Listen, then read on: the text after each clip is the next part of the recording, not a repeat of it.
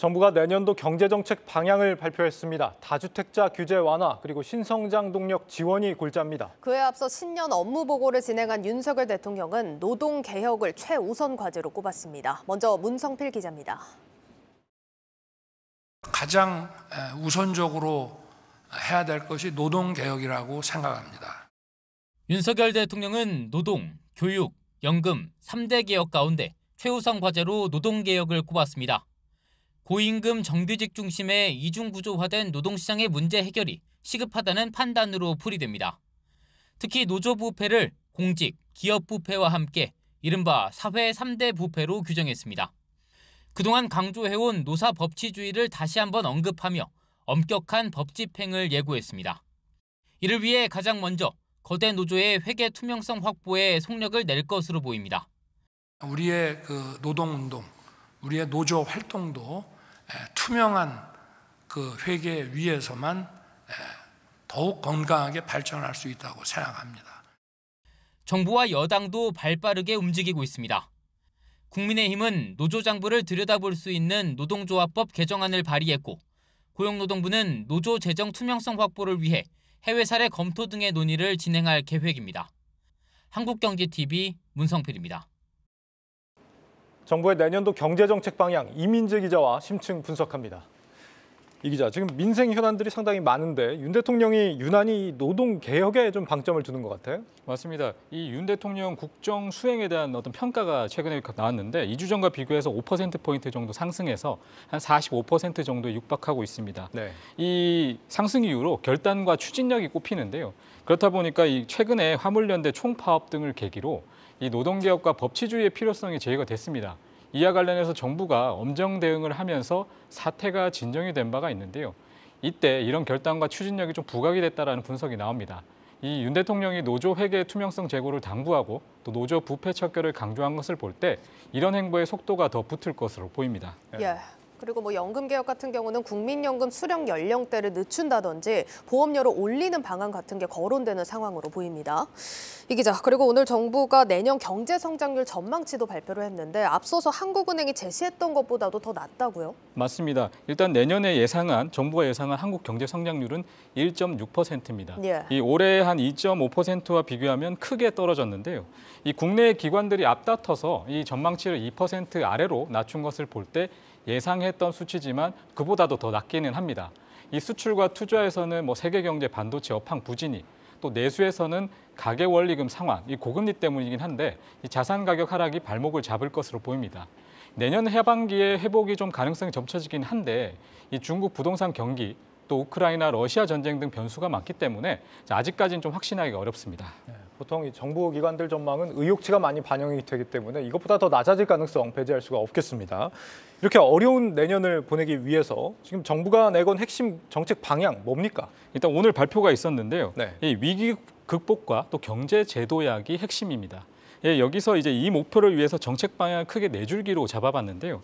이 거시경제 안정관리, 또 민생경제 회복을 지원으로 해서 위기 극복을, 또 민간 중심 활력 제고와 미래 대비 체질 개선으로 경제 제도약을 이루겠다는 계획입니다. 예, 그중에서도 가장 오늘 화제가 된 게 부동산 정책입니다. 사실상 문재인 정부 부동산 규제 이전 수준으로 되돌아가는 굉장히 파격적인 정책 아닙니까? 맞습니다. 일단 심각하다. 이게 결국에 그 부동산 가격 하락 속도를 바라보는 정부의 입장인데요. 예. 그러다 보니까 말씀하신 대로 되돌림이 상당히 많이 이번에 나왔습니다.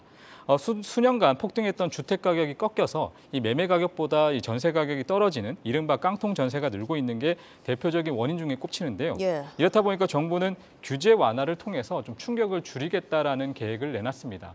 먼저 이 다주택자 규제 대목부터 손질하기로 했는데요. 이 취득세 중과 제도를 현재 3주택자는 8%, 또 4주택자는 12%를 각각 4에서 6으로 절반 수준으로 낮출 예정입니다. 이 양도세에 대해서는 중과 배제를 내후년에 5월로 연장을 하고 또 내년 세제 개편 시기에 이를 포함한 개선안을 내놓기로 했습니다. 이와 더불어서 이 분양과 주택, 또 입주권, 단기 양도세율 같은 경우에는 지난 2020년 이전 수준으로 되돌리고 또 규제 지역 같은 경우에는 다주택자에 대한 주택담보대출을 해제하고 LTV 30% 상한을 적용할 방침입니다. 그러니까 다주택자들 세금을 깎아주고 대출도 좀 풀어주겠다. 이 세입자들 돕기 위해서다라는 얘기를 하는데 지금 뭐 전월세 가격이 떨어지고 있는 상황에서 과연 이렇게까지 할 필요가 있나는 좀 퀘스천 마크가 붙습니다. 어떤 평가들이 나옵니까? 맞습니다. 이 다주택자 규제를 완화하는 게 뭐 세입자 부담을 좀 줄여주는 거에 대해서는 긍정적이다라는 평가가 나옵니다. 하지만 이 규제 강화 시기에 이 세금이 세입자에게 어떤 비용이 전가되는 것과 비교하면 속도가 굉장히 늦을 수밖에 없다라는 얘기가 나오는데요. 네. 게다가 내년 같은 경우에는 금리 상승기고 또 고금리 기조가 유지된다는 점에서 어떤 부동산 대책도 좀 효과가 크지 않을 것이다라는 전망이 나옵니다. 최대한 경착륙을 막는 것에 좀 만족을 해야 할 것으로 보이는데요. 지난 10월 말 기준으로 많이도 언급이 됐던 4만 7천여 가구의 미분양 등 이런 급환부를 끄는데 좀 긍정적이다, 그런 수준이다 이런 평가가 나옵니다. 그러니까요. 뭐 실상은 아무래도 좀 다주택자들 주택 매수를 쉽게 만들어서 집값을 좀 부양하려는 그런 효과가 좀 크지 않을까 싶기도 한데 말이죠. 네, 맞습니다. 다주택자가 아닌 일반 실수요자들에 대한 정책도 나왔다고요? 맞습니다. 실수요자에 대해서는 좀 합리성을 내세웠는데요. 이 보면 실거주와 전매 제한 규제를 지역별로 좀 차이를 두고 5년 이전 수준으로 되돌리기로 했습니다. 이 규제 지역 같은 경우에는 내년 초에 추가로 좀 해제를 하고 임차 보증금 반환 등이 목적인 주담대 규제는 완화할 예정입니다. 이 무주택자 같은 경우에는 규제 지역 LTV를 상향하고 또 1년간 안심 전환 대출 등을 포함한 특례 보금자리론을 시행하기로 했습니다. 논란이 많았던 공시가격도 손보기로 했는데요. 1주택자의 재산세 공정시장 가액 비율을 현재 45%에서 낮추고 또 공시가 현실 계획을 내년 하반기에 발표하기로 했습니다. 또 정부 같은 경우에는 세제, 대출 규제 완화와 함께 270만 호 공급 계획도 사실상 좀 속도를 늦추기로 했는데요. 민간 등록 임대를 부활시키고 규제 지역도 추가 해제를 통해서 어떤 연착륙을 유도한다는 계획입니다. 자세한 내용은 산업부 정원우 기자 리포트 통해서 알아보겠습니다. 지난 10월 말 전국의 미분양 주택은 4만 7천여 가구로 한 달 새 또 5,600여 가구가 쌓였습니다. 17,000가구였던 지난해 말과 비교해보면 1년도 되지 않아 3배 가까이 빈집이 늘었습니다. 거래 절벽에다 분양시장 위축으로 경착륙 우려가 커지자 270만 호 주택 공급 발표 넉 달 만에 정부는 결국 속도 조절을 꺼내들었습니다. 공급 물량 조절과 함께 지난 2020년 7월 사실상 폐지됐던 민간 등록 임대도 부활합니다. 민간 등록 임대를 복원하고 세제 인센티브를 강화하여 민간, 공공간 조화로운 역할 분담을 통해 임대차 시장 안정을 도모해 나가겠습니다. 10년 장기 임대의 경우 전용 85제곱미터 아파트 등록이 허용되고 신규 아파트 매입 시 취득세를 감면해주는 등 세제 인센티브도 복원하기로 했습니다. 얼어붙은 거래에 숨통을 틔우고 집값 하락 속도를 줄여보겠다는 겁니다. 올해 들어 세 차례에 걸쳐 해제한 규제 지역 역시 내년 초 추가로 풀기로 했습니다. 최근 집값 하락폭이 큰 서울 노원, 도봉, 강북구 등 일부 지역과 경기도 남은 지역들이 규제 지역에서 풀릴 가능성이 나옵니다. 한국경제TV 정원우입니다. 네, 공급을 줄여서 집값을 부양하겠다. 지금 등록임대 제도가 복원된 부분이 생각보다 파장이 좀 클 걸로 보입니다. 이 다주택자가 주택을 여러 채 가져도 등록만 하면 종부세, 양도세 중과 안 받을 수 있기 때문에 역시나 이제 다주택자들을 통해서 집값을 좀 부양하는 효과가 예상이 되는 제도들입니다. 예, 전반적으로 이번 정책들이 주택 가격 하락을 막으려는 데 방점이 찍혀 있다는 걸 좀 알 수 있는 부분이었습니다. 네. 자, 다음으로는 레고랜드 또 흥국생명 사태로 공포감을 줬던 채권 시장 경색 문제, 이 부분도 이번 정책 방향에 포함이 됐죠. 맞습니다. 선제적으로 행동하겠다는 계획을 내놨는데요. 예. 채권 시장 안정 펀드 같은 경우에는 이미 시장 안정 조치로 나온 바가 있습니다. 이후에서 계속 이제 유동성 지원을 위해서 은행이라든지 증권, 보험업계의 어떤 규제 같은 것을 추가로 풀기로 했는데요. 대표적으로는 한국은행이나 산업은행 같은 경우에도 지원 여력을 위해서 계속해서 이를 챙기기로 했습니다. 여기서 또 회사채에 대한 개인 세제 지원과 더불어서 이 국고채 같은 경우에는 1분기에 순발행 물량을 올해 절반 수준으로 감축하는 등 이 국공채 발행량을 확 줄이기로 했습니다. 또 역시나 좀 우려가 많았고 논란이 됐었던 한전채 발행 같은 경우에는 전기요금을 인상을 해서 이 재정을 건전하는 것으로 좀 줄이는 방향으로 대안을 제시를 했습니다.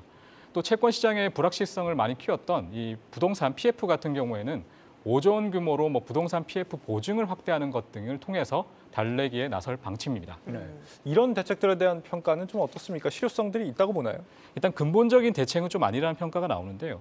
일단 결국은 고금리나 인플레이션, 경기 침체 이런 것들이 결국은 어떻게 될지 모르는 상황이기 때문에 이것이 챙겨지지 않으면 완벽한 대책은 좀 아니라는 평가입니다. 네.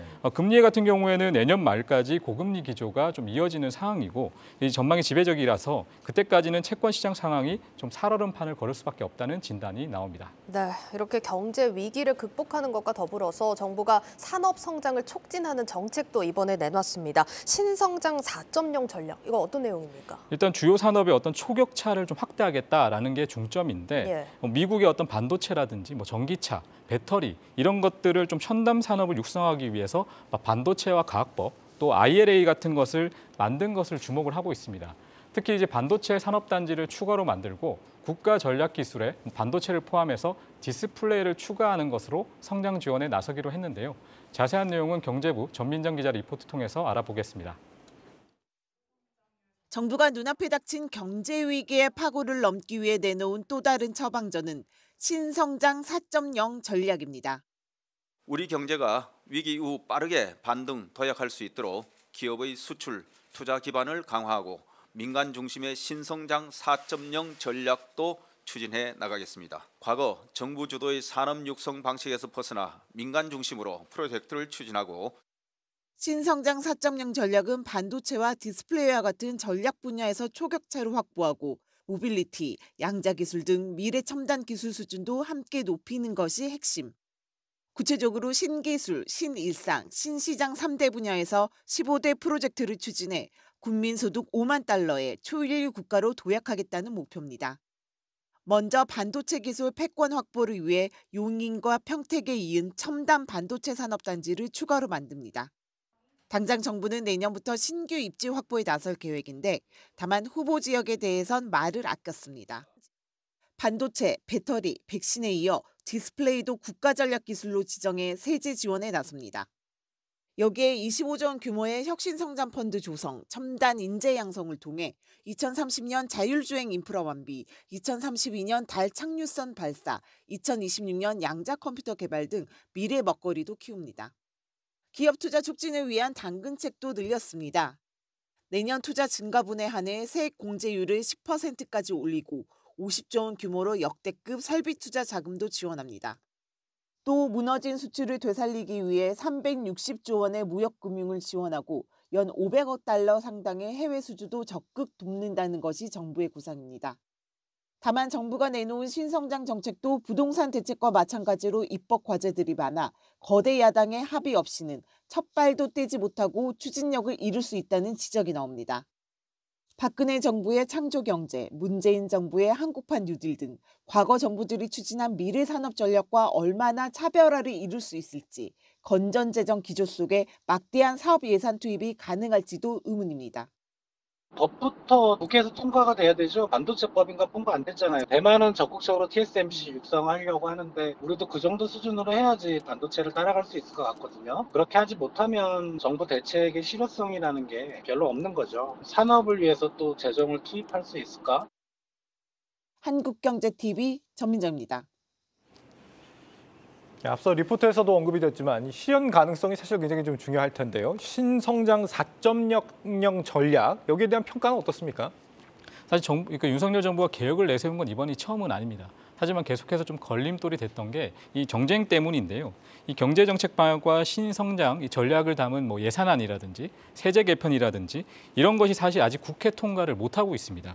여야 조율에 따라서 예산안이나 세제 관련 법안은 물론이고 세입 세출도 또 달라질 수가 있기 때문에 이 가장 중요한 변수에 대한 불확실성이 좀 크다는 점에서 자칫하면 이번 정책이 좀 이봉책에 그칠 수 있다는 지적도 나옵니다.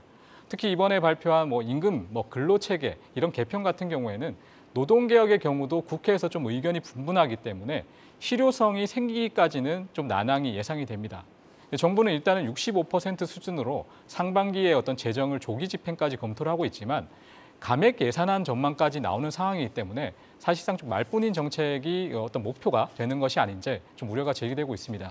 예산안 같은 경우에는 일단 국회에서 25일 오후 2시에 이 국회 본회의에서 개의를 하고 이 예산안을 추가로 논의하기로 하긴 했지만 그래도 아직 결과는 장담할 수 없기 때문에 향후의 국회 움직임 등을 좀 예의주시해야겠습니다. 예, 잘 들었습니다. 경제부 이민재 기자와 심층 분석했습니다.